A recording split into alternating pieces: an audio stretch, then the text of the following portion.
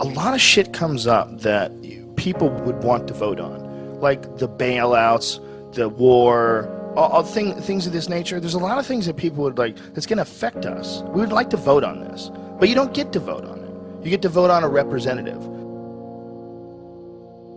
These people are going to represent you once they get into office. And think about some of the laws that are in place that protect corporations. Think about some of the laws that are in place that fuck people over every day. They wouldn't be there if people were voting for them. We all have this desire to have someone lead us. We all have this feeling where we need someone who's smarter and wiser, who represents us.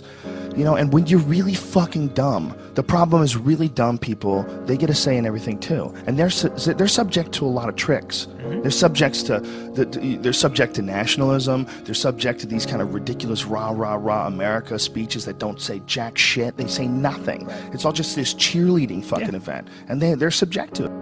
They can't help it. They're dumb. They don't know they're being bullshitted. They grew up around dumb people. They go to work with dumb people. There's no one in their family that's interesting or asks any questions at all, and they just get sucked right into it, man. This society is so greedy, we're willing to go to war. We're willing to go places and send these big metal machines that kill people and fuck people up just so we can make more money. And the way our society is set up, I mean, I've heard it argued, and argued successfully, that our society runs on war. You know, it runs on the domination of the other parts of the world. And literally, that's the only way you can control a gigantic chunk of the globe. You have to keep everybody down, you know, and that's what our society is based on. We can't be fighting over each other because, you know, this guy's like 1 million people die in Iraq, and everybody goes, hey, as long as it doesn't happen over here. But it is, right. That is over here. It's just over here, over there. It's the same thing. It's some people you don't know that were born somewhere else who fucking got jacked. You get trapped in that whole idea of, you know, this is my team, these are my people, and, you know, someone fucking plays a country music song and throws up a flag, and I'm in. Fuck it. It feels good. Feels good to be in, right? Feels good to be, God bless America. Feels good. Singing around with a bunch of other people and you're all drinking. We're the fucking baddest motherfuckers on the planet. Woo! And that's how people get recruited. It's a clusterfuck, man. These poor fucking kids, man. Could you imagine being 18, 19, being talked into doing this shit for a bunch of bloodthirsty motherfuckers who just are trying to get whatever they're trying to get over there, whatever the fuck it is, whether it's lithium, you know, minerals in the mountains that they use to make cell phones, whether it's 90% plus of the world's opium supply, 90 fucking percent. That is a multi-billion-dollar business. And if you think these fucking industrialist cocksuckers that are running the world are going to leave that money behind, you're fucking crazy. Dude, they've got United States Army troops guarding Poppy Field. There's fucking so much heroin there. I mean, it's incredible. The fucking brother of the president of Afghanistan, his brother was selling heroin and getting paid by the CIA. I mean, god damn it. Heroin is absolutely addictive, okay? People who try heroin get hooked. Heroin is everywhere, okay? So you need to sell it. Someone's selling it. Who's selling it? I don't know, but 90% of it comes from this one place where we have to be to save our freedom. You can't criticize it, because if you criticize it, you're a shithead. You don't appreciate the troops and what they're doing for you, and that's not the case at all. I just don't like the idea of these fucking people leading us in any direction where you need to sacrifice your life. Well, I don't believe it. I don't believe them. When there's been so many fucking lies. I mean, the more you look it up, the more, I mean, go into any of the stories on the weapons of mass destruction before we invaded and compare them to what we actually know that they really knew when they said that. It's like they did it on purpose. They wanted to get in there for whatever fucking reason. And if it's some crazy, the world is going to end if we don't stop this, but we can't tell you shit, like, I would love to believe you.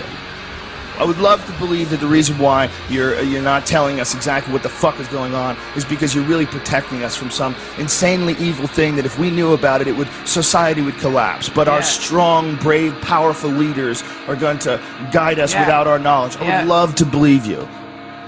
If you weren't all full of shit.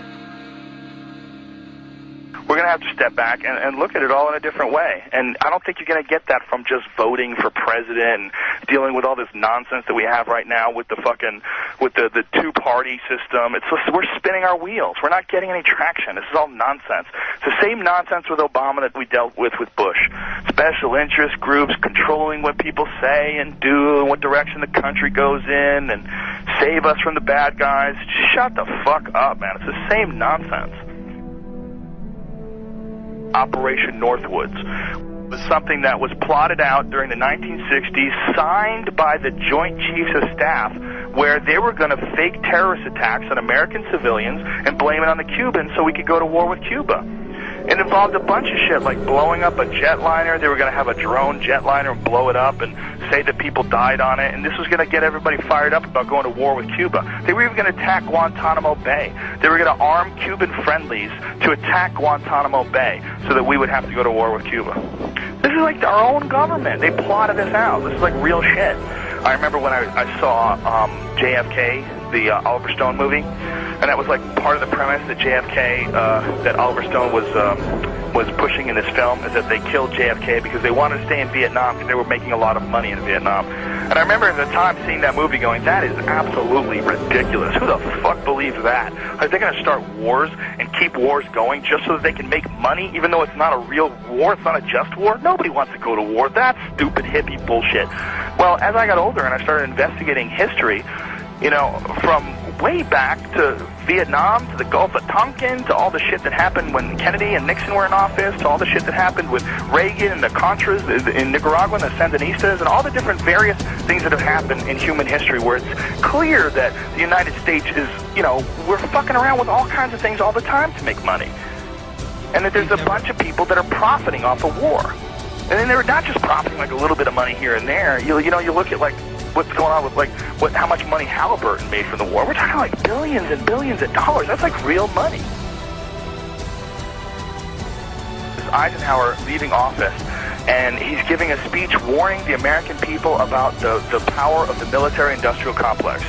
You know, when you watch that, you're like, well, here is a sitting president who's leaving office, but the most important thing that he wants to tell people is that you have to be careful because there's a machine here that wants to go to war. There's a business behind going to other countries and fucking people up and taking their shit. And they come up with reasons to do this.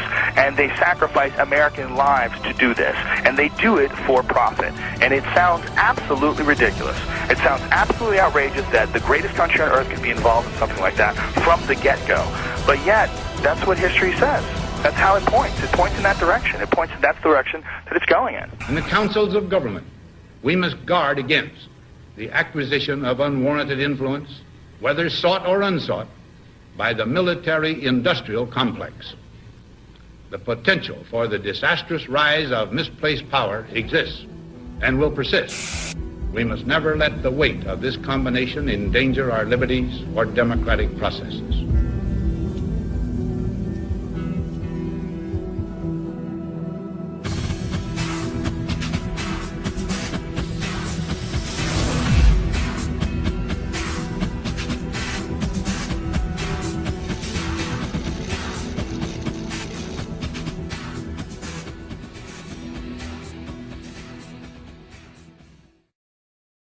Tower 7 disturbs me the most. That Tower 7 just went whoosh, just like a controlled demolition.